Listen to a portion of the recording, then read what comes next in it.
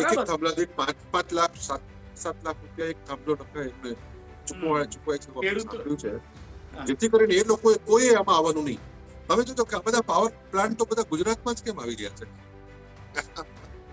આ પણ એક વિચારવા પેલા એક પ્રશ્ન. એટલે મેં તમને કહ્યું ને કે જી બધા જ પાવર ગુજરાતમાં જ કેમ આવી રહ્યા છે?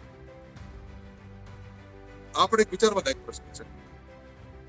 કેમ કે અહીંના ખેડૂતો, અહીંની પ્રજા ક્યાંક દિવસે ધીમે ધીમે ધર્મના નશામાં નિર્માલ્ય થતી જાય છે. હવે ગુજરાતમાં કોઈ બોલે એવું રહ્યું નથી. બરોબર. બીજી એક વાત પણ કે આ એક બીજો પણ પ્રશ્ન તો તમે આપ જોજો. મારી પાસે કોઈ પુરાવા નથી અને કોઈ મારી પાસે સત્યતા સાબિત કરવાની કોઈ ક્ષમતા નથી.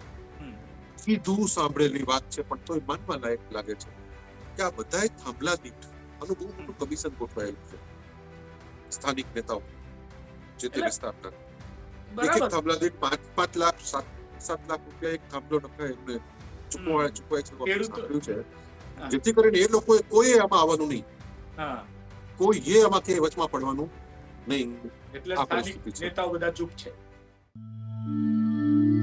ખેડૂત પોથીને લાઈક, શેર અને સબસ્ક્રાઇબ કરો.